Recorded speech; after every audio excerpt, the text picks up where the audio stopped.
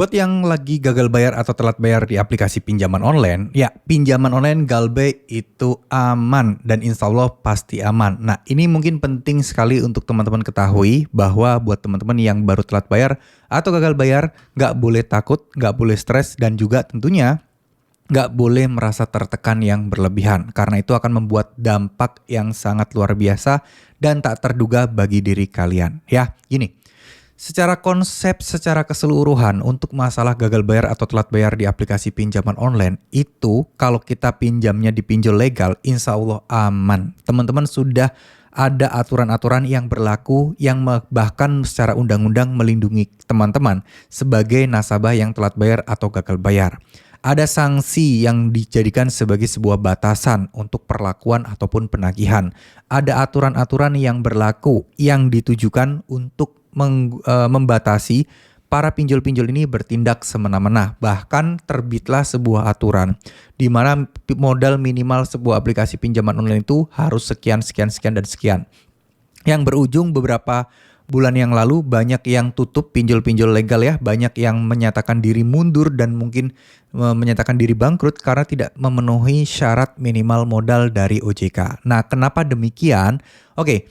Jadi gini, ketika teman-teman mendapati sebuah hal seperti itu, ketika teman-teman mengerti akan hal tersebut, nah ini nih, OJK membuat sebuah aturan itu tentu pasti ada alasan. Alasan dibalik kenapa DC Pinjol itu melakukan penagihan-penagihan yang mungkin bisa dibilang pelanggaran-pelanggaran itu adalah karena apa?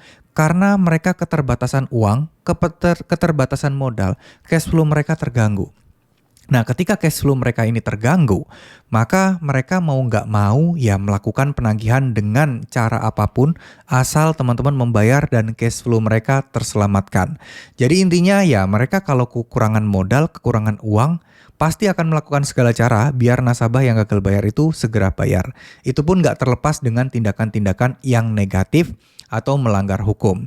Cuman ya nggak semua pinjol seperti itu, tapi rata-rata memang seperti itu. Ketika mereka memang sudah tidak punya uang lagi, perusahaan terancam bangkrut, ya yang diincar apa? Ya cara paling cepat lah untuk bisa menghasilkan uang, yaitu dari menagih nasabah-nasabah yang gagal bayar. Itu yang pertama.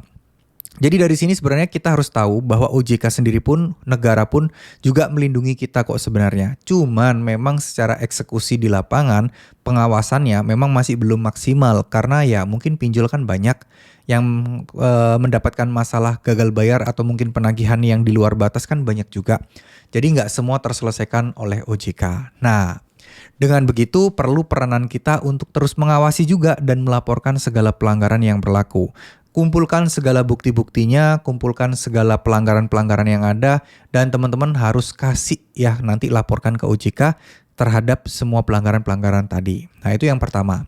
Nah yang kedua ini tentu saja teman-teman seperti yang saya bilang tadi ada juga yang masalah pembatasan penagihan. Artinya ya penagih itu, DC itu tidak boleh memaksa untuk membayar atau menyita barang, tidak boleh untuk melakukan tindakan kekerasan fisik ataupun verbal secara visual atau apa ya omongan gitu ya. Itu juga nggak boleh, kata-kata yang menghina dan lain sebagainya itu sebenarnya tidak boleh. Tapi pada kenyataannya banyak banget di luar sana yang sengaja melakukan hal tersebut. Nah, oleh karena itu tetap kita harus melaporkannya. Jadi kenapa kok para DC-DC pinjol itu semena-mena saat ini? Ya karena teman-teman semua malas untuk melaporkannya. Karena ya saya sadar betul ketika kita sudah melakukan upaya pelaporan-pelaporan tapi tak ada kunjung hasil, tak ada solusi atau pemecahan, pasti orang-orang akan berpikir ngapain sih melakukan tindakan sia-sia, toh pemerintah nggak menanggapinya. Nah oleh karena itu ya teman-teman perlu diingat baik-baik. Oleh karena itu, pinjol berani nih melakukan segala pelanggaran-pelanggaran ya karena orang terkesan malas untuk mengurusnya, terkesan orang malas untuk menggapainya. Nah, jadi kita sebagai orang yang mungkin sedang bermasalah di pinjol saat ini peringatan keras bahwa kita nggak boleh malas, kita juga harus berjuang. Tujuan kita bukan buat diri kita, tapi buat untuk teman-teman semua atau saudara-saudara semua di luar sana yang gagal bayar juga. Biar apa? Setidaknya makin banyak yang lapor, ya minimal 1 atau 2 yang ditanggepin setidaknya ya itu mencakupi suara dari teman-teman di luar sana yang lain ya. Oke, itu yang kedua. Nah, sekarang yang ketiga. Yang ketiga ini penting juga buat teman-teman untuk terus berasa pasrah aja. Untuk teman-teman mengikhlaskan segala yang terjadi. Mau itu ada teroran, mau itu dihubungi berkali-kali, tetap pasrahkan. Kenapa saya bilang ini tetap pasrahkan? Karena sebenarnya simple ya teman-teman, simple banget. Ketika kalian sudah pasrah, ketika kalian sudah ikhlas apapun yang terjadi, DC juga pasti akan mentok. Dia bingung harus ngapain. Dia bingung harus menagih dengan cara apapun lagi. Karena mereka tahu bahwa kalian sudah gak peduli lagi dengan apapun yang terjadi. Nah, justru orang-orang yang sudah pasrah, yang orang-orang yang sudah ikhlas apapun yang terjadi seperti ini, justru mereka adalah orang-orang yang akan dengan dengan mudah menghadapi masalah situasi pinjol dan akan sedikit sekali mengalami gangguan-gangguan karena sudah tidak diprioritaskan lagi, karena sudah tidak menjadi target utama lagi. Karena yang dijadikan target adalah orang-orang yang kemungkinan bayarnya lebih gede dan juga orang-orang yang bisa disetir atau bisa dipengaruhi. Nah, inilah yang harus teman-teman pahami semua, ya. Jadi udah deh, insya Allah aman semuanya. Kalau belum ada duitnya, digagal bayarin dulu aja. Gak usah bayar dulu aja. Bang, gimana bunga dan lain sebagainya? Sama aja kok, kalian mau ngutang di tempat lain, gali lubang tutup lubang, bunganya juga akan tetap gede lama-lama. Ya, mending aja udah galbay di satu tempat, fokus untuk mencari uang, fokus untuk memperbaiki finansial kalian. Kalau udah dapat uangnya, kalau udah dapat rezekinya, kalian bayarkan semuanya ke pinjol-pinjol kalian tadi itu.